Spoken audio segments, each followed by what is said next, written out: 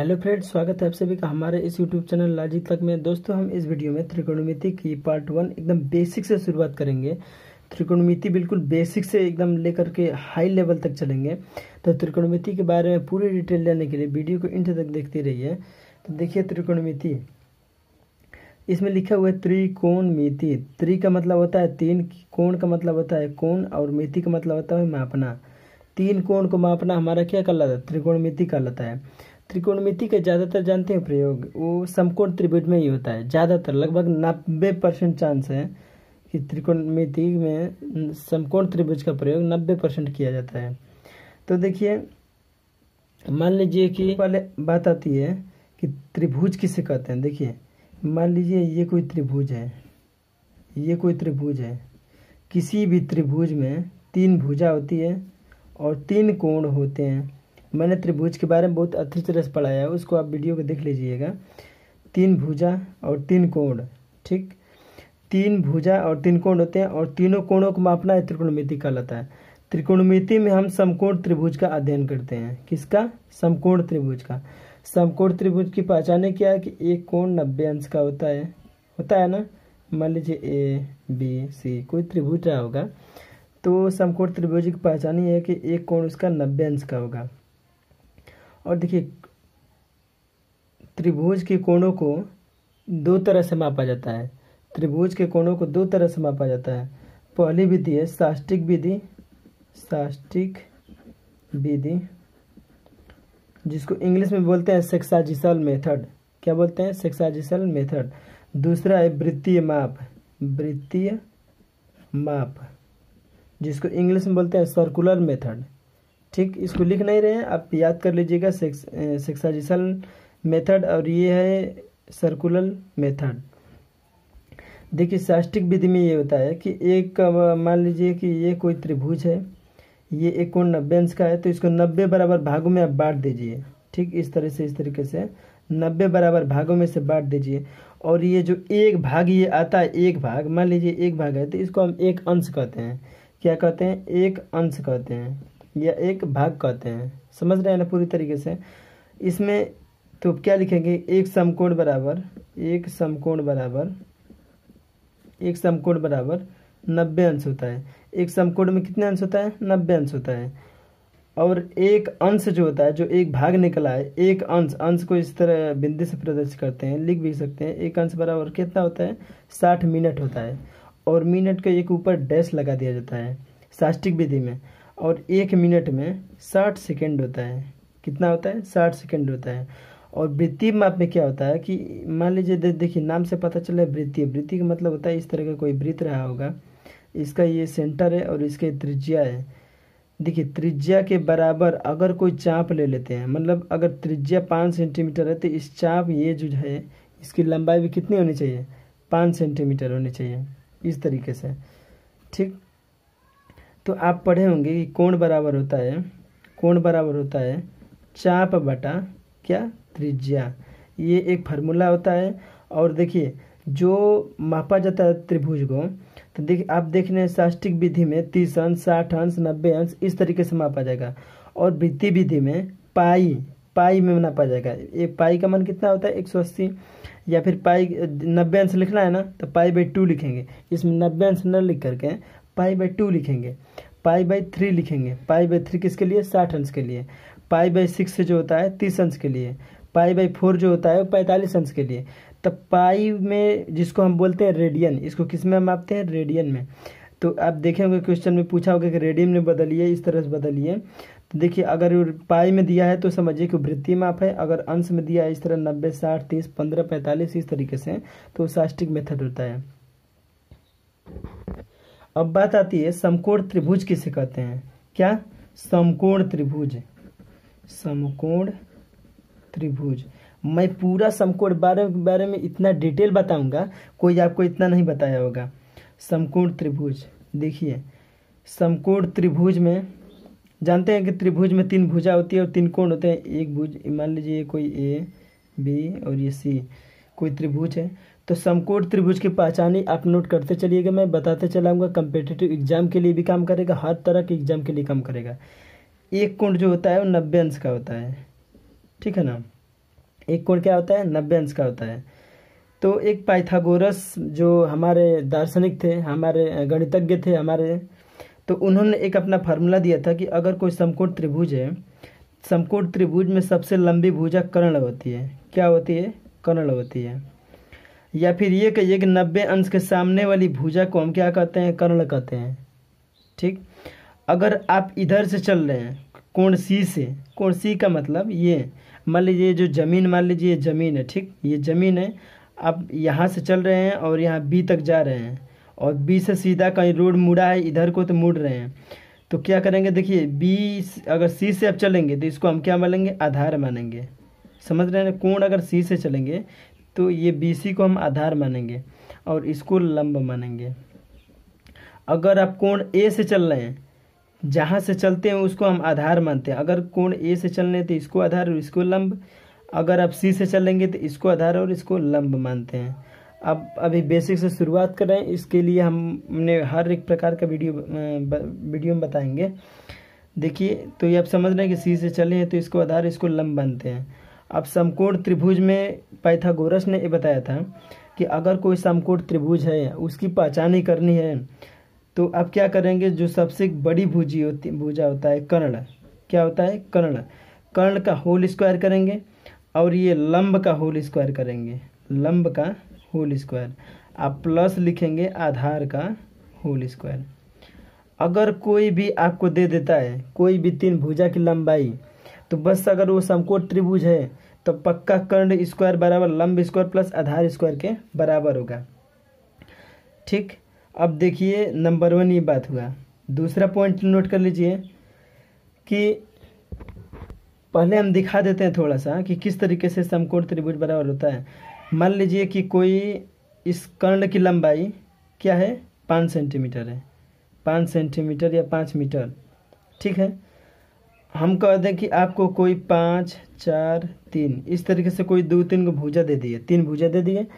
तो देखिए हमने क्या बताया कि सबसे जो बड़ी भुजा होती है ना, जो सबसे बड़ी लंबाई वो कर्ण होती है। तो इसमें कर्ण कौन सा होगा, 5 हो जाएगा। तो कर्ण 5 का स्क्वायर कर देंगे, समझ रहे हैं, 5 का स्क्वायर कर्ण कर देंगे। और 4 और 3 में कौन लंब है कौन आधार है, किसी को भी मान लीजिए कोई लंब है कोई भी आधार है, तो मान लीजिए तो लिखेंगे क्या, 4 का स्क्वायर आप प्लस 3 को मान लीजिए आधार है तो 3 का स्क्वायर, तो 25 आप बराबर 4 चौके 16 आप प्लस 3 लिखे 9 हो जाएगा और बराबर 25 बराबर 25 हो जाएगा। इस तरीके से आप देख सकते हैं कि अतः ये क्या है, समकोण एक त्रिभुज है, समकोण त्रिभुज है एकदम। इस तरीके से आप पता कर सकते हैं। देखिए अब दूसरा पॉइंट यहाँ हम नोट कर देते हैं। दूसरा पॉइंट ये है कि अगर कोई समकोण त्रिभुज है, अगर कोई समकोण त्रिभुज है, अगर समकोण त्रिभुज की जो सबसे छोटी भुजा की लंबाई होती है, समकोण त्रिभुज की जो सबसे छोटी भुजा इसमें कौन थी, 5, 4, 3 में 3 था ना। तो आप देखेंगे कि समकोण त्रिभुज की शुरुआत कहाँ से होती है, 3 से छोटे संख्या नहीं हो सकता।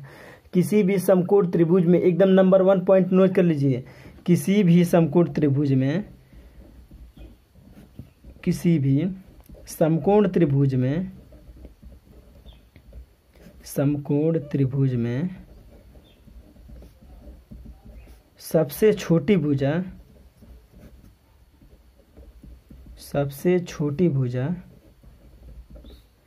3 से छोटी नहीं हो सकती, 3 से छोटी नहीं हो सकती, छोटी नहीं हो सकती। ठीक, ये नंबर 1 पॉइंट की बात है। सबसे जो छोटी भुजा होती है वो 3 से छोटी नहीं हो सकती। तो आपकी या फिर 3 होगा, लिख सकते हैं कि छोटी भुजा जो होती है, छोटी भुजा या तो वो 3 होगी या 3 से बड़ी होगी।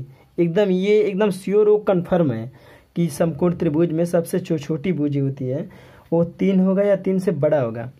अब बात करते हैं तीसरे पॉइंट की।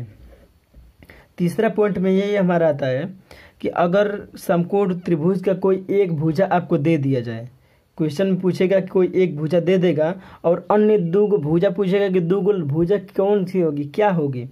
तो इसके लिए देखिए, किसी भी समकोण त्रिभुज में अगर सबसे छोटी भुजा जो दी है, सबसे छोटी भुजा क्या है, मान लीजिए वो सम है, सम दिया है, ठीक, सम दिया है। तो सम दिया मतलब समझ रहे हैं, जो सबसे छोटी भुजा होती है ना समकोण त्रिभुज में, अगर सम है तो स्टार्टिंग उसका 6 से होता है। किसका? 6 से होता है। छोटी भुजा 6 होगा या 6 से बड़ी होगी पक्का। अगर विषम है तो 3 से बड़ी होगी या 3 होगी, और छोटी है तो 6 से बड़ी होगी या 6 होगा, मतलब 6 से नीचे नहीं हो सकता समकोण। सबसे जो छोटी भुजा होती है, और इसमें भी क्या होती है, अगर वो सबसे छोटी भुजा विषम है तो 3 से बड़ी ही होगी, और सम में 6 से बड़ी ही होगी, इससे छोटी नहीं हो सकती। देखिए चौथा पॉइंट आता है इस तरीके से, अगर किसी क्वेश्चन में दे दिया जाता है कि अगर इस तरह से कि 8, 10, ये 12 आपको पता करना हो, अगर सबसे छोटी भुजा अगर 8 आपको दे दें, तो अगर आपसे पूछे कि इसके अगर ये कोई समकोण त्रिभुज है तो बताइए अन्य 2 भुजाएं क्या होगी, तो इसके लिए एक फार्मूला हम दे रहे हैं, ये नोट कर लीजिएगा कि सम के लिए ठीक। सबसे छोटी भुजा अगर सम है तो पहला x होगा, दूसरा होगा x² - 4/4, और तीसरा होगा x² + 4/4। इस तरीके से अगर सबसे छोटी भुजा मान लीजिए कि 6 दिया है तो सबसे छोटी भुजा 6 हो गया। अब और इसके अब दूसरी भुजा निकालने के लिए देखिए 6 का स्क्वायर करेंगे 6 जाएगा 36, और 36 में से 4 घटा देंगे 32, और 32 में 4 का भाग दे देंगे तो 8 आ जाएगा। क्या आ जाएगा? 8 आ जाएगा। और अगर इसमें अगर 6 रख देंगे 6 जाएगा 36, और 36 4 40, और 40 में 4 का भाग देंगे 10 होगा। तो सबसे छोटी भुजा क्या होती है? अतः हम ये को दिया था और हम दोनों निकाल लिए, पता कर लिए 8 और 10। इसी तरीके से एक और एग्जाम्पल दे देते हैं। क्या देते हैं? एग्जाम्पल, अगर सबसे छोटी भुजा मान लीजिए x = 10 दिया है और बोल रहा है कि कोई समकोण त्रिभुज है, इसकी 2 भुजाएं क्या होगी। ठीक, सबसे छोटी भुजा क्या है? 10 है। तो सबसे पहले आप देखिए कि इसमें क्या दिया है? 10 दिया है। 10 दिया है तो ये एक सम है, तो सम का मैंने क्या फार्मूला बताया? पहला x, दूसरा होता है x² - 4/4, और तीसरा होता है x² + 4/4। इस फार्मूले से आप निकाल सकते हैं आसानी से कि इसकी अन्य 2 भुजाएं क्या होगी। पहला था 10 हो गया, दूसरा 10 का स्क्वायर करेंगे तो 100 हो गया, और 100 में से 4 घटाएंगे तो 96 हो गया, और 96/4 लिख लेंगे।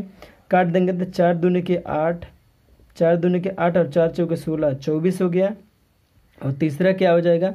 इसी तरह 10 का स्क्वायर कर देंगे यहाँ पर रख करके, तो क्या हो जाएगा? 100 में 100 और 104, 104/4 हो जाएगा। 104/4 जब इसको आप काटेंगे तो 4 दूनी के 8, और ये 2 और 4, 4 और 4 6 के 24, 26 हो जाएगा। आप देख रहे हैं क्या? 10, 24 और ये 26। तो आप नोटिस क्या किया? आपने नोटिस क्या किया? एक बात पॉइंट नोट कर लिए, अगर कोई समकोण त्रिभुज है और उसका आपको सम की भुजा सबसे छोटी वाली दी हुई है, तो आप नोटिस कर रहे हैं कि ये जो लास्ट के जो 2 अंक आते हैं इनमें अंतर 2 का बचता है। जैसे 26 में से 24 घटाएंगे तो क्या आएगा? 2। 10 में से 8 घटाएंगे तो क्या बचेगा? 2। तो इनका अंतर 2 होगा। तो सीधे अब आप निकाल सकते हैं। अगर हम सबसे छोटी भुजा दे रहे हैं कि x बराबर क्या है, मान लीजिए कि 12 दे देता है इस तरीके से, चलिए 20 ले लेते हैं, खुश 20 ले लेते हैं, 20 ले लेते हैं। तो पहला तो 20 हो गया, दूसरा क्या फार्मूला? x² - 4/4, ये फार्मूला है ना, x² - 4/4। तो 20 का स्क्वायर करेंगे तो 400, और 400 में से 4 घटा देंगे तो क्या हो जाएगा? 396/4। क्या हो जाएगा? 396/4। अब 4 से काट देंगे, 4 9 36, और 4 9 36, 99 हो जाएगा दूसरी भुजा 99। तो तीसरी भुजा क्या हो? इसमें 2 जोड़ देंगे तो आपको मालूम चलेगा कि 101 हो जाएगा।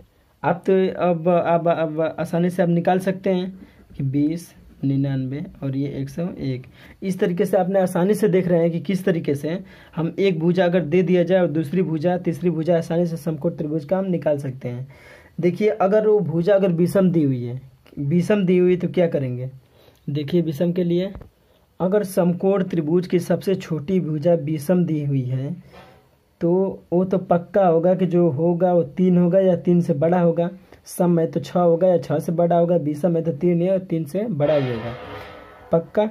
अगर हम सबसे छोटी भुजा 3 ले लेते हैं अन्य दो भुजाएं कैसे निकालेंगे, तो इसके लिए फार्मूला होता है पहला x, दूसरा होता है एक्स स्क्वायर माइनस 1/2 और तीसरा होता है एक्स स्क्वायर प्लस 1/2। एक में माइनस कर दीजिए, एक में प्लस कर दीजिए, उसमें भी यही फार्मूला था, बस यहाँ -4 और यहाँ +4, यही था ना। अगर सबसे छोटी भुजा 3 दे दे तो आप क्या करेंगे 3, अगर x के स्थान पर 3 लगे 3 लिखे 9, 9 में से 1 घटेगा तो 8 और 8 में 2 का भाग दे देंगे तो 4 आ जाएगा। और यहाँ क्या करेंगे आप कि 3 रखेंगे, 3 लिखे 9 हो जाएगा, 9 1 10 हो जाएगा, तो ये क्या हो जाएगा 5। अच्छा, इसको देख करके और एक हमें क्वेश्चन याद है क्या, कम्पिटिटिव एग्जाम में अक्सर ये क्वेश्चन पूछा जाता है कि कौन सी ऐसी दो संख्याएं हैं, प्राकृतिक संख्याएं, कौन सी ऐसी तीन प्राकृतिक संख्याएं हैं जो लगातार है, कंटिन्यू है या क्रमागत है। क्रमागत, यही ऐसी 3 संख्याएं हैं जो प्राकृतिक संख्याएं हैं, और ये क्या है, समकोण त्रिभुज है, समकोण त्रिभुज है। तो आप इसको नोट कर सकते हैं, ये अक्सर कॉम्पिटिटिव में पूछा जाता है। अब देख लेते हैं इसके नेक्स्ट, देखिए, और इसमें एक नोट करने की बात है, अगर वो समकोण त्रिभुज जो सबसे छोटी भुजा होती है 3 दिया हुआ है, 3 के अलावा मान लीजिए कि अगर हम कह दें कि 7 दिया हुआ है, तो अन्य दो भुजाएं कैसे ज्ञात करेंगे, तो क्या लिखेंगे, ये फार्मूला लिखे हैं x square minus 1/2 x square plus 1/2, तो 7 का रख देंगे तो 7 7 49, 49 में से 1 घटेगा तो 48, 48 में 2 का भाग दे देंगे तो क्या आ जाएगा 24 आ जाएगा। और क्या करेंगे, यहाँ 7 7 49, 50 में से 2 का भाग दे देंगे तो क्या आ जाएगा 25 आ जाएगा। और तो आप क्या देख रहे हैं, कुछ देखे आप नोटिस किए, नोटिस ये हुआ कि अगर वो विषम दी हुई है तो इसकी अन्य दो जो भुजाएं होती है उनका अंतर 1 होता है। कितना होता है, 1 होता है। अगर हम कह दें कि 9 1 दी हुई है भुजा विषम, तो क्या करेंगे 9 9 81 में से 1 घटा देंगे तो क्या आ जाएगा 80 में से 2 तो 40 एक हो गया, तो दूसरा क्या हो जाएगा 41 हो जाएगा। समझ रहे पूरे नोटिस, 41 हो जाएगा। अगर हम विषम संख्या मान लीजिए 15 ले लेते हैं और अन्य दो भुजाएं पूछें तो 15 का स्क्वायर करेंगे 225 और 225 में से 1 घटा देंगे तो 224 हो जाएगा। क्या हो जाएगा 224/2। अब इसको काट देंगे तो क्या हो जाएगा 2 एकम में 2, 2 एकम में 2, 2 दूना के 4, 112। तो तीसरी भुजा क्या हो जाएगी 113। ये पक्का है, अगर ये पहला 15 तो दूसरा 112 और तीसरी 113, मतलब इन दोनों का अंतर 1 होता है। अब इतना अगर जान गए तो अगर समकोण त्रिभुज के बारे में आप हर एक चीज़ जान गए हैं, समझिए कि आप लगभग 100% जान चुके हैं समकोण त्रिभुज में क्या क्या किस तरह से होता है। अगर वीडियो समझ में आए तो वीडियो को एक लाइक कर दीजिए, चैनल को सब्सक्राइब कर दीजिए। मिलते हैं नेक्स्ट वीडियो में, और अन्य वीडियो देखने के लिए हमारा डिस्क्रिप्शन चेक कर सकते हैं। दोस्तों, अब पार्ट 2 लेकर आएंगे जिसमें हम साइन थीटा कास थीटा बताएंगे, उसको वीडियो का मिस न करिए, पूरी देखिएगा। तब तक के लिए जय हिंद।